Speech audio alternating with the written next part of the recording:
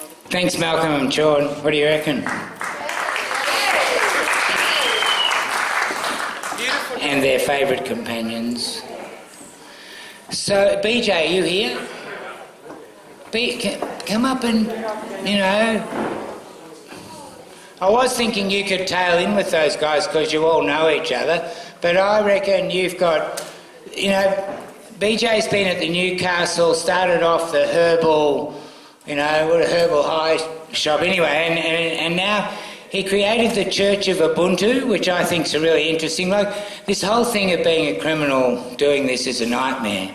You know, honestly, I'm struggling to have a criminal bone in my body, but and Prohibition's done that to us all, you know. It's like, you know, I brought up a family in Nimbin, and the kids here are so well drug educated, but also it's a big thing. Yeah, it was really, it's what's given me the passion for the job, really. I'm sure if I, you know, didn't smoke weed, I'd probably be fighting for trees or something.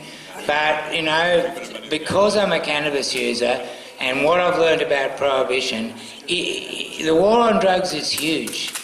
It's a huge thing, and it's as well hidden as it can be, and the media love it, and it will not help to make it change because it sells newsprint. You know, fear and the war on drugs, and you watch every second story is a police bust to do with the war on drugs. People don't think war on drugs. You know, it's this, they've been led to believe we've got this scourge in the community and the cops are working their butts off to get rid of it. BJ's probably got half a dozen court cases going at the moment. He's been closely tied and working with Dr Katelaris, Dr Pot, who's in jail till the end of the year. Maybe you tell us where that's up to. But, you know, anyway, he's been helping people with medical cannabis from Newcastle for a really long time, and appreciate him being here today. BJ. Thanks, Michael.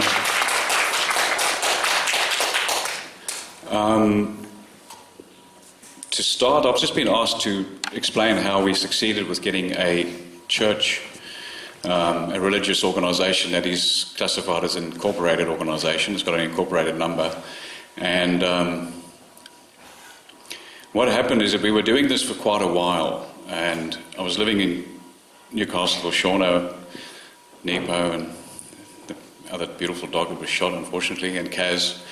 And we were standing at the kitchen bench one day, and I was the shits with this whole thing because this cannabis was working and we weren't getting any success anyway. So we jokingly decided to start a Church of Hemp on Facebook, just a Facebook page. I don't think it was too long after that we changed it to Church of Ubuntu because I explained what that was as my upbringing, etc., etc. We then had a beautiful man by the name of Michael Hislop, who was a solicitor. He's a solicitor, and he understands the business, red tape side of business and that sort of stuff. So he had a chat with us, and we started putting together a constitution, which he did fairly quickly, and he presented it to, I think it's the Department of Fair Trading or wherever it is, and it was totally authorised, and we've got the certificate. We're an incorporated organisation. What it means, though, is that people need to understand that in this country there are constitutional documents, and one of the ones that relate to religion is called 116. Go and look at it, go and read it. What it brings your attention to is that all laws based on Westminster system of democracy, and that is the English way, the Canadian way, all the Commonwealth styles of democracy on the planet are based on the Westminster system of democracy, which is that silly way that people sit around and fall asleep and decide to do different things for societies and whatever. Not too many people understand that that is all based on Scripture. End of the deal. Yup. Now, I'm not talking Scripture where God's somebody in the sky that smacks your bum for being naughty, okay? I'm talking about God being something that's taught to us as possibly being something we all need to have as a relative space of being, that God is love, and do as unto others as you want them to do unto you. And the last one is that the man Jesus who came to try and make this all supposedly work, because he said to us that the kingdom of the Lord is within you. It's not out there, it's within you. So on that basis, they've realised that they can't actually, legally and or just out of their jurisdiction, actually classify anybody as not being able to have a religious belief structure. Done deal. I put that to the judge the last time I was in court. He sits up on his little pulpit or whatever he's got there, and he's got a cross behind him with a lion for the British thing and a kangaroo, I don't know, whatever it is, emu. Actually not, I think it's a couple of lines, whatever it is, they all got it. And I actually said to him that the law that is based on Scripture, and I'll cut a long story short, and he said, yes, it loosely is.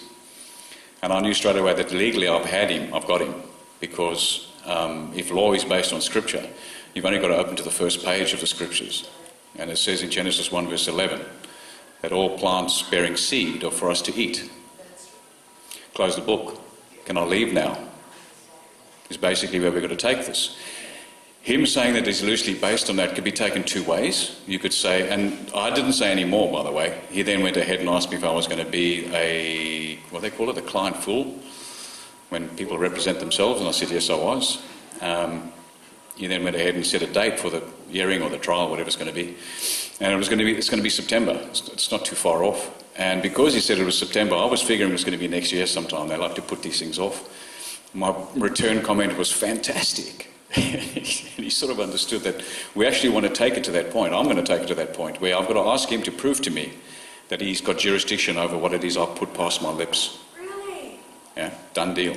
Especially when it's in the book that all our laws are based on. You've got to take it back to that, and they have no answer for that. Until we base our constitutions and everything on some other thing, at the moment they're based on Scripture. Whether you like it or not doesn't matter. The simple principles in that book tell us certain things that none of us follow as humanity. We don't love each other properly. We don't look after each other. There's wars and crimes and all sorts of crazy shit. People poisoning each other with pharmaceutical medications, etc. everywhere. That's not doing unto others as you want them to do unto you, is it? So basically at the core, actually somebody did ask about the chemistry thing and science. If you guys go and Google the Frezner report, it's Frezner, or it might be Frexner.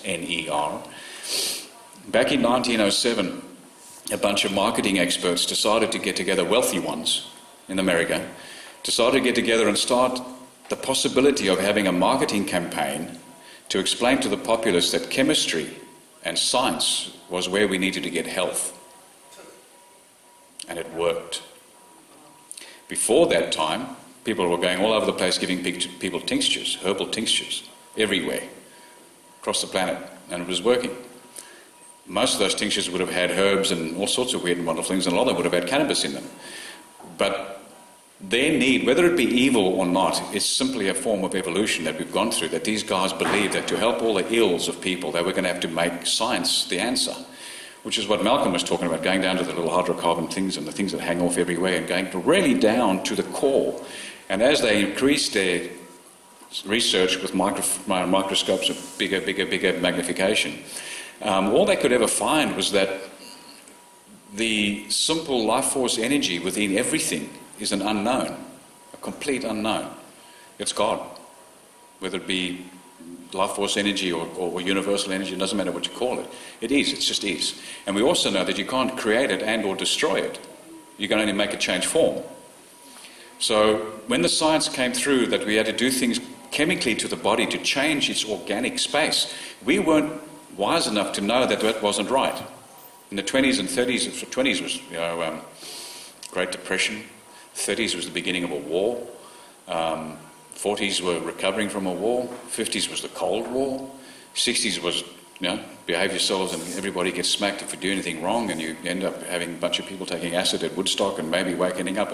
So we've had complete suppression of what our organic nature is for decades, ever since 1900s, not just 1937 when they pushed cannabis away.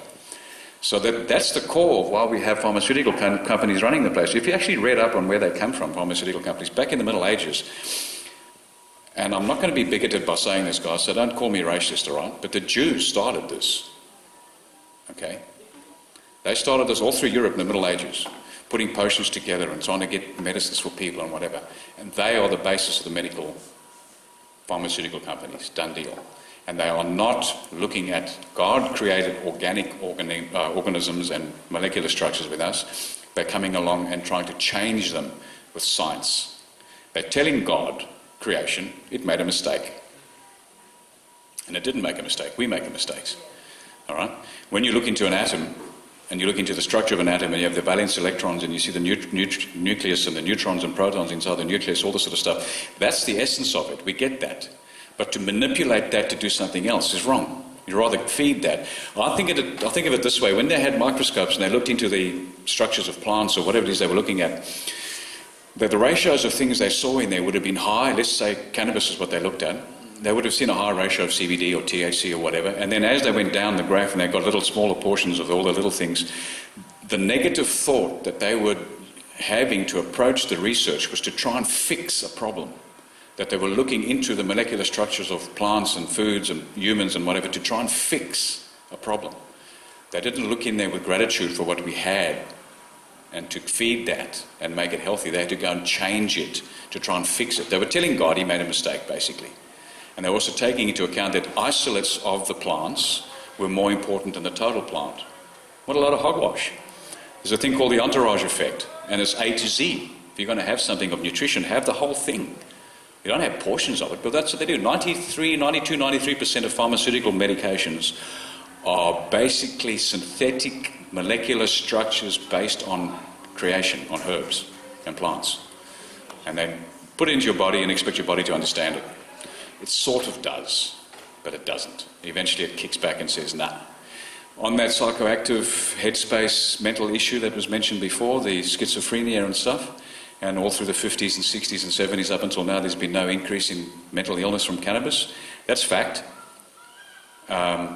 Most schizophrenia comes from an imbalance of copper in the body. Imbalance of heavy metals in the body. You chelate yourself with heavy metals and see how much schizophrenia goes away. That's a fact. Go and Google schizophrenia copper. Just put the two things into Google and read. It's not hard to understand that there's research out there, and getting to understand that the electrical systems that we operate on have to be in a proper conductive space.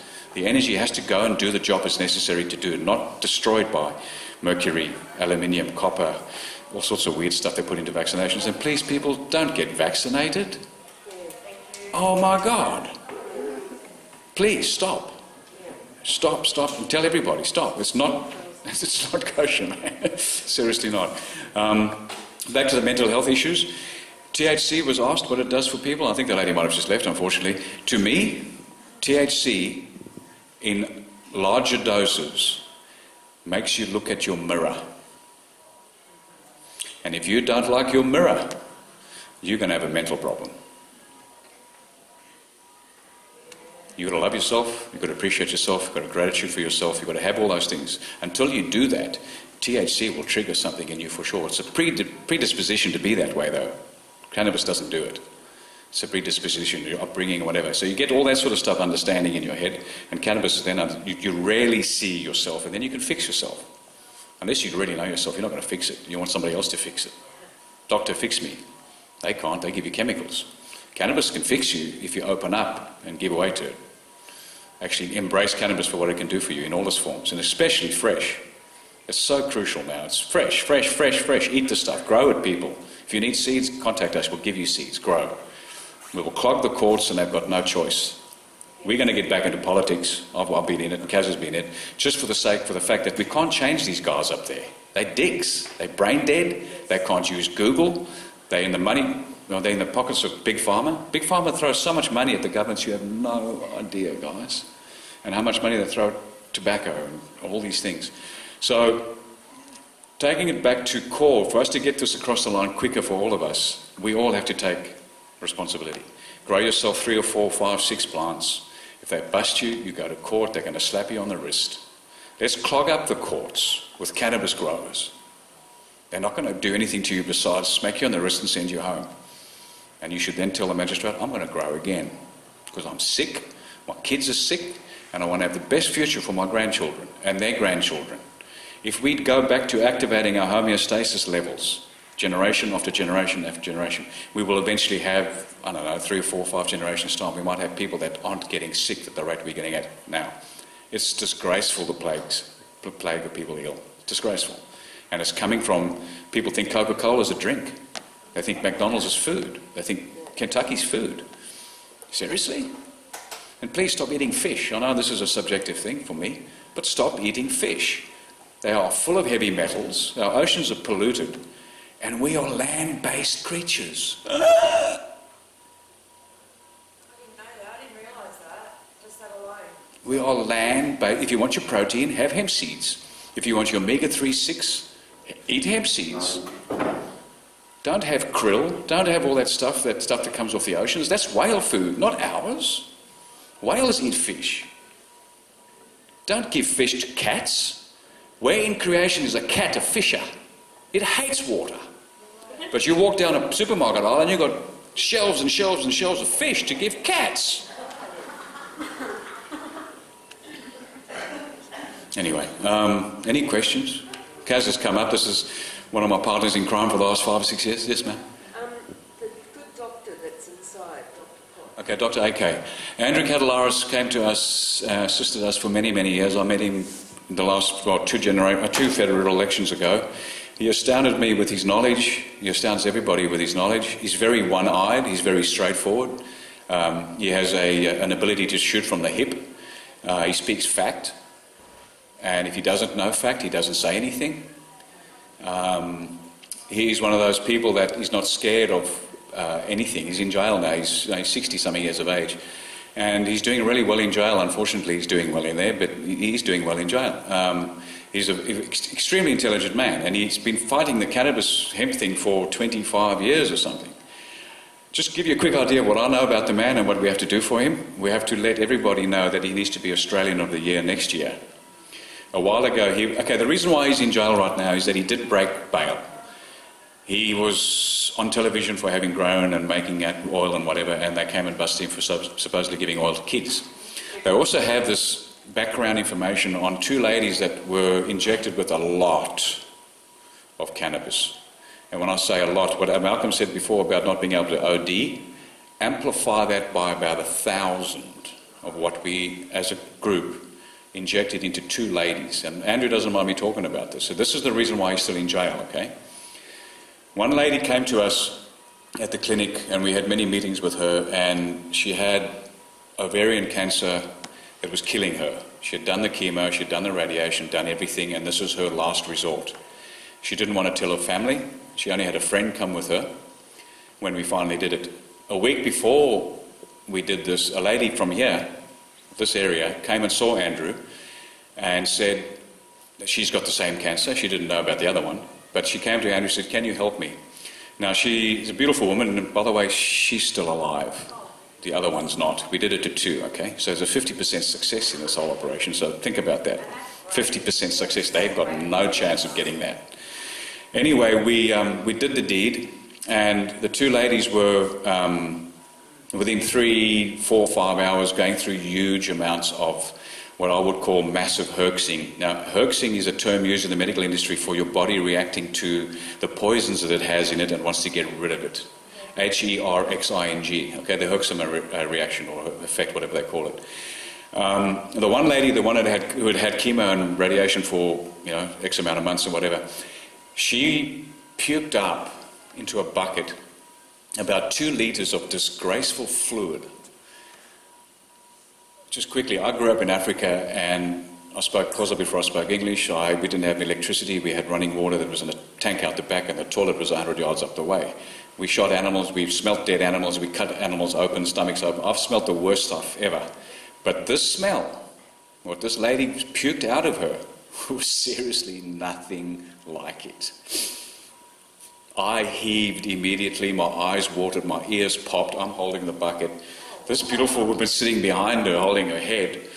I've turned around for help because I got smelled up and I'm seriously in trouble. And Nikki, a friend of ours, was standing at 20 yards. I'm trying to get her help, and she's heaving, facing away from us. It was, when you looked at it, it was this brown, moist, looked like Play-Doh that was soft, encased in normal fluid, in water. Explain quickly what this is.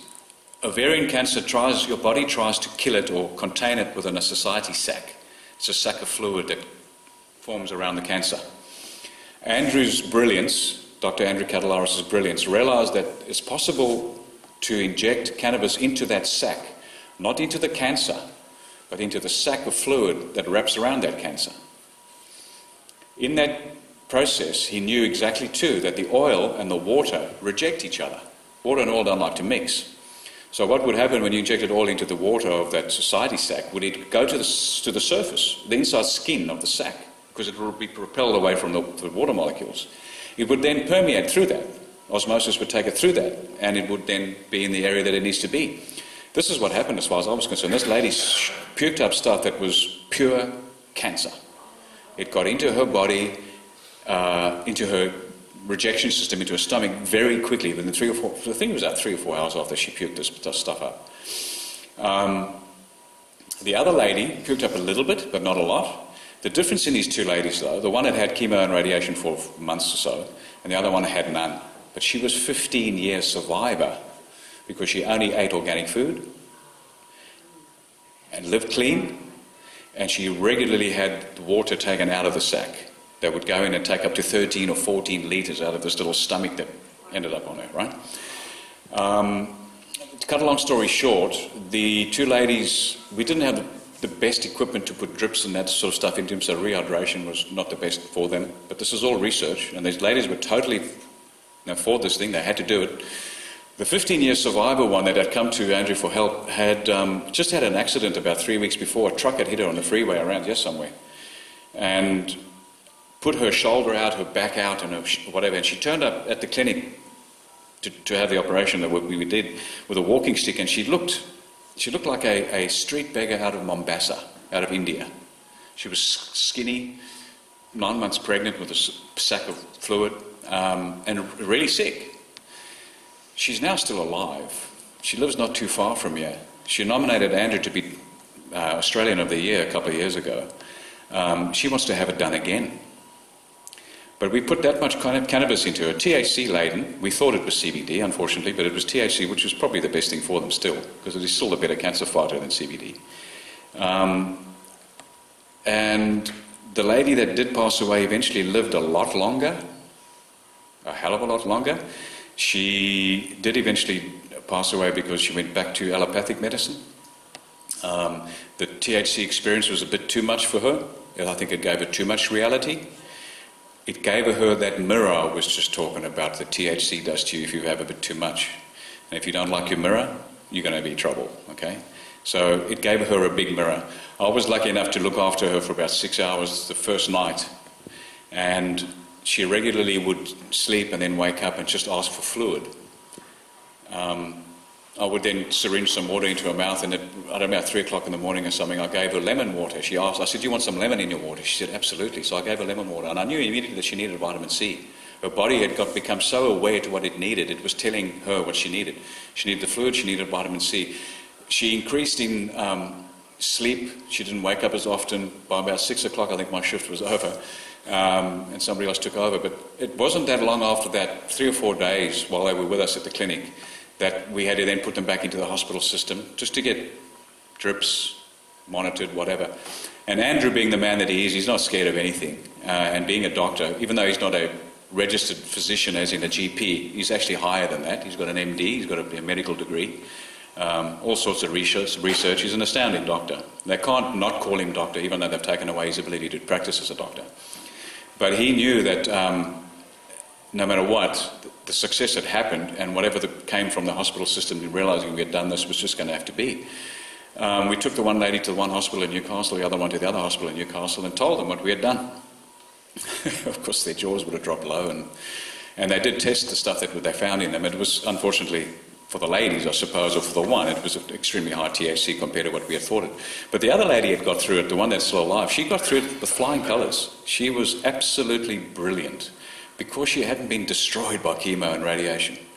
Her body understood what it needed. But the other lady sort of understood. Her body understood what was necessary, but it wasn't able to go ahead and keep repairing itself. She was too far gone. But we gave her several months of extra life, absolutely. And a great big wake-up call. So when she got up there and knocked on the gate, he was just going to let her in, yeah. So put it that way.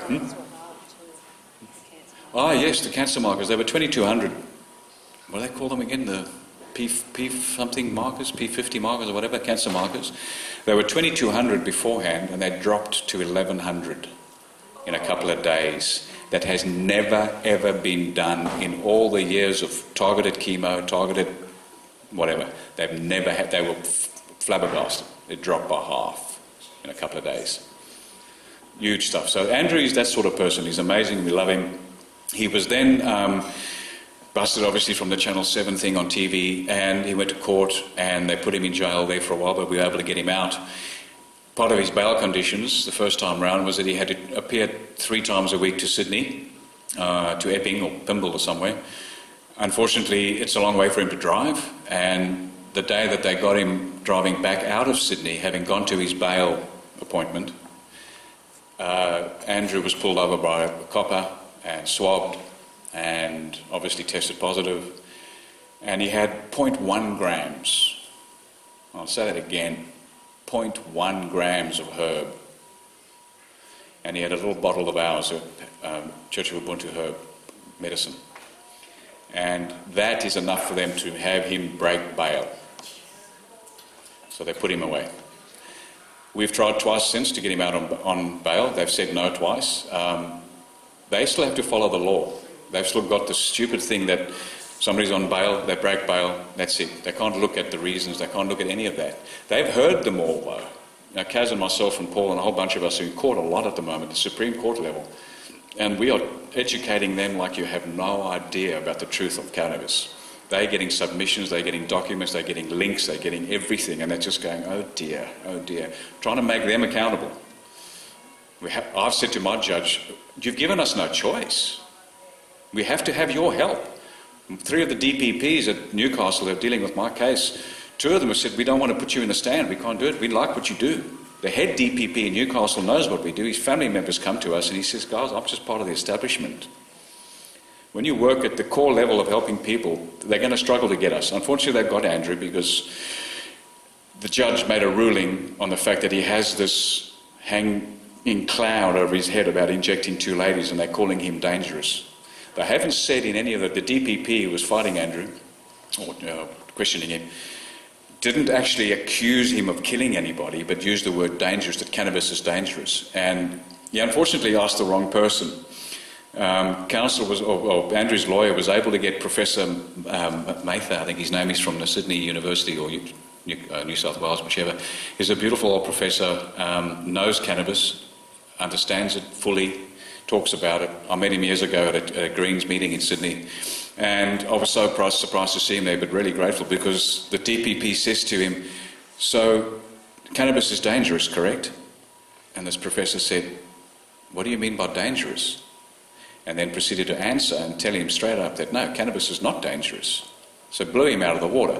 But unfortunately, the law still says that Andrew possibly did a dangerous thing, and that's why they've stuck to that bail condition of saying no more bail, because they believe he's dangerous to society. He might go and give cannabis to a kid again. They actually said in the court that he was on his way north to come to the Church of Ubuntu, and that was the naughty thing. They're not too sure what to do with us, unfortunately. They leave us alone. They know about us. Our name's everywhere in all the Supreme Court papers is the Church of Ubuntu. The guy that does a lot of our legal stuff, even though he's not a lawyer, is classified as Pastor Paul. They call him Pastor Paul. And quite honestly, guys, we started this church as not so much a joke, but just as a means to do something different. You know, these guys up here do what they do fantastically well, and they've been left alone and they get success. Because of my religious background, I was a 15 years scriptural scholar, so not that I am now, but I do understand the principles in their book. It's an extremely good book. Great stories. Some of them are really frightening, but the rest of it is some good principles in there. So with the church and Andrew and everything, I feel too that had Andrew not denied being actually part of the church, because he just works for us, like he's a consultant, then he might have not had this problem. If he had said that he was part of the church, they would have probably not been able to take him and put him away because of that 116. Please look at 116, guys. It's a big one. Whether that's the reason why they're leaving us alone, I'm not sure. Could be because our local DPP and police officers like us. Sorry? 116 what? Constitution 116, Australian Constitution. Give it a read. And unfortunately, and I will cover this because it's a big part of my passion for all of this. When you read 116, you'll understand what I'm saying about the religious aspect. But it also says in there how they've got away with not using it or having 116 used over the years. A couple of occasions, one was a Jehovah's Witness congregation that they nullified because something untoward was obviously happening. Another time they They had it looked at twice to try and change it over the last 20, 30 years, and they haven't been able to change 116. And the other thing was being able to give funds to private schools. And the last thing, unfortunately, and this is the way I read it, and if you've got any other interpretation when you read it, please let me know, but it mentions Indigenous children. And 116 gives the government the right to take away Indigenous children. Unfortunately, because they don't have a religion. If they all stood up and said we have Dreamtime as a religion, or we have XYZ as a religion, they wouldn't be able to take their kids. But they take their kids now willy-nilly, guys. About 130 were taken recently out of the pilling in the last couple of years out of the pilling, and we never know where those kids go. This is sick. And unfortunately, the Constitution thing that makes us maybe be untouchable also lets them do what they do. It's a weird one. Actually, not nice. There's a stolen generation of Aboriginals, of children in hospitals, and in fact of a whole host of innocent people that are sent to jail.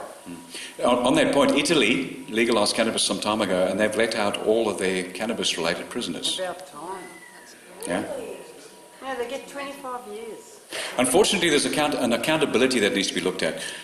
I'll give you a quick example. If I was in a situation, I had a sick child, and 5 years ago I heard about cannabis, and I went to my doctor and I said, can I give my child cannabis? He would have said to me, no, it doesn't work, or no, this, that, and the other thing. Now that we know that it does work, there is a severe accountability problem here. He was my expert, he was my professional. He didn't do the research. The research hasn't changed. People haven't changed. The plant hasn't changed in the last 5 years. So the only thing that has changed is them getting the research shoved down their throat. They didn't do it back then. That, to me, is accountability. My child, my wife, or whatever, suffered for 5 years in this example because they didn't do their research. We've got to be hard on this, guys. Don't sit back and be sheeple. You've really got to stand up and be something of sovereignty, of bullshit. This is wrong. Wrong. It's immorally wrong. It's everything. It's seriously wrong. How? Take back your sovereignty. You take yourself back as being a life force energy experiencing a human body vehicle. And you are in control of that. But how can you get the politicians and make what you guys do? We don't actually know the answer to that. Besides shooting them like that we would have done years ago, they've taken our guns away. I would love to try LSD on most of them. That would work. Magic mushrooms might be a little bit better on some of the others, but we have to get them out. There is one way to change people, and this has been proven in Canada, and that's just simply people power. Yes. If everyone does what little bit they can in their own life, I'm not asking you to become Martin Luther King, but just take some cannabis. And tell people every day, tell 2 or 3 people every day. Stop up the courts and waste their time. Because you're a beautiful lady and no one's going to throw you in jail. They'll throw me in jail first. No, it's from their point we have to come, otherwise we are lost. And they have such a fascist system at the moment. It's disgraceful. And we all just let it happen.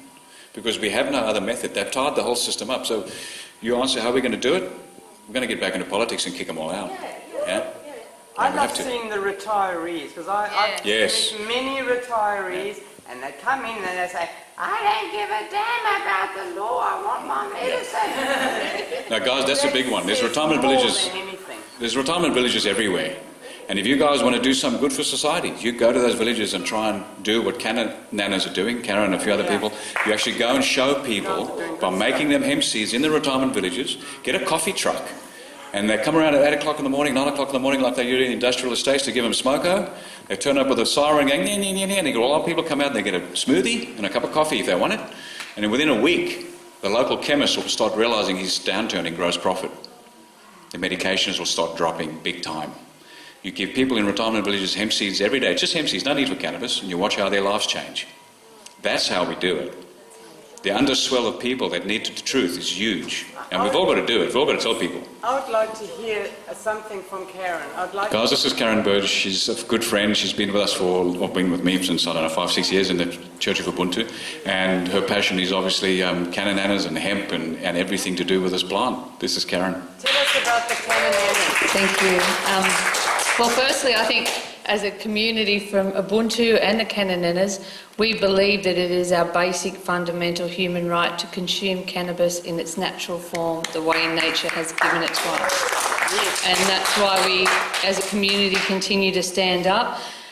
2017 for Ubuntu was pretty much like the prohibition in 1937. It was like a rerun for us. Our doctor was put in jail. We had a beautiful child medically kidnapped after his parents proved on Facebook that he was smiling and laughing for the first time in 3 years, waving for the first time ever in his life at the age of 4, holding his head up for the first time ever and looking around. Poos. Actually having good poos. Good poos. We were very excited with these poos. We were watching them, and because he was on hemp seeds, and the the poos that were coming out were normal and huge, and we took photos of it. It's all documented, but I'll get Disco to put it up. So we've got a blog on our Church of Ubuntu Facebook page, the summary of Chase for the last 13 months. He's in a motel with strangers still.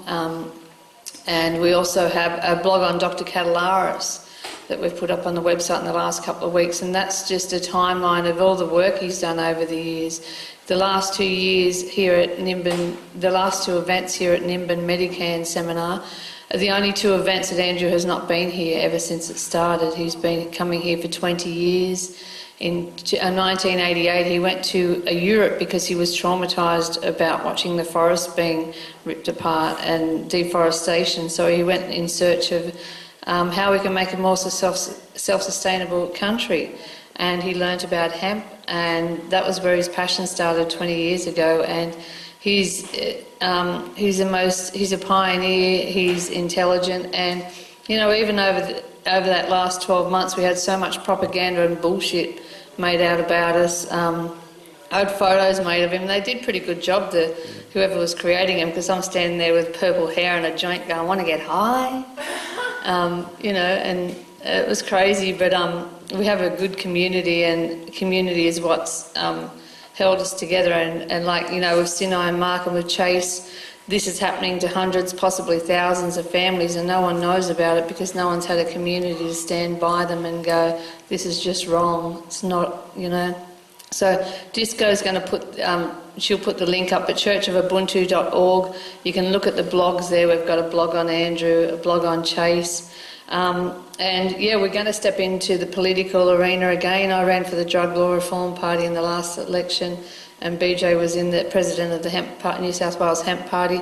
So we're going to come back as independents, forming a group of independents in New South Wales.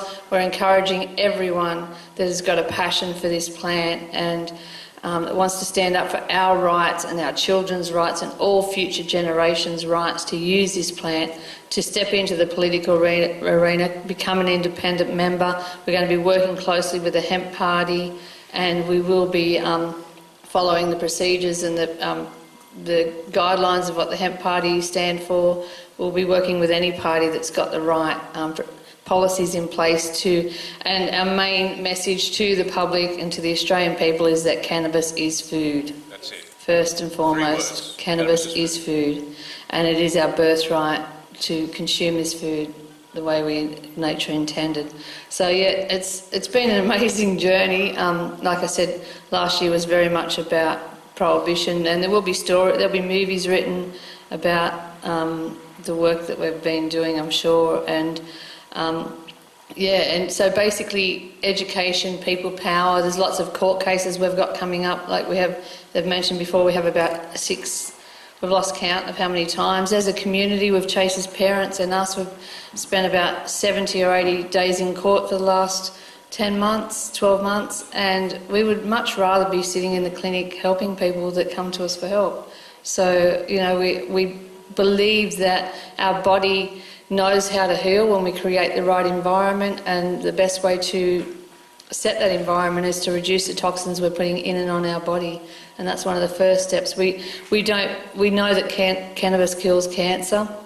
We know that pretty much all the ailments down there, I believe that every single person would have better quality of life with cannabis in their diet, especially when we talk about fresh cannabis, and especially when you understand the endocannabinoid system.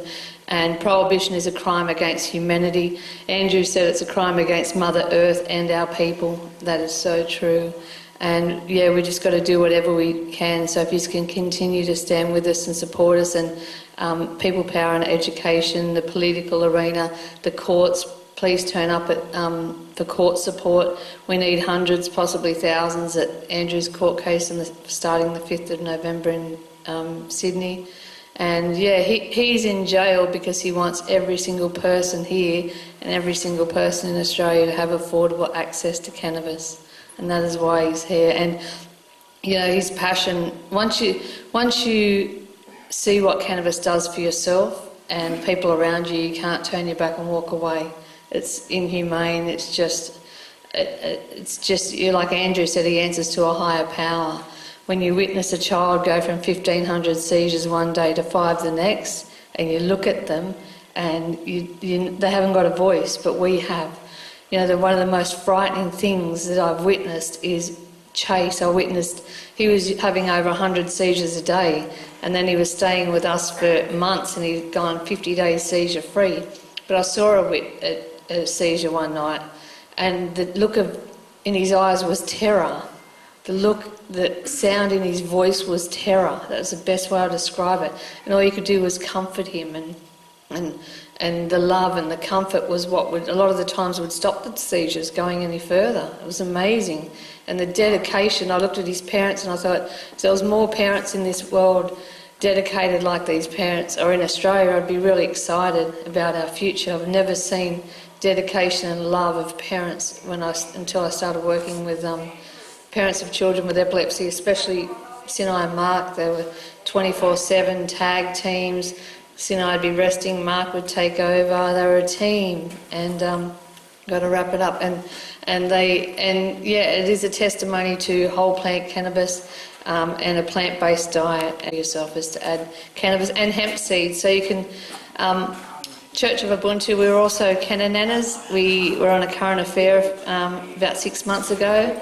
Current affair approached us because we were starting to travel around and talk about cannabis and the benefits of cannabis and hemp food in our diet. And so at the moment, BJ always reminds me about the think globally but act locally. So we're doing hemp milk smoothie, live hemp milk smoothies. I've introduced it to a couple of cafes in Newcastle, and we want to do the over 55 retirement villages. We also want to get them into schools. I dropped my grandson off at school, and I know he's going to have white bread sandwich toast for breakfast, and I'd rather him have a hemp milk smoothie and a bliss ball. So thank you all, and keep coming to here and keep sharing this information from these events, and that's how we're going to get it out there.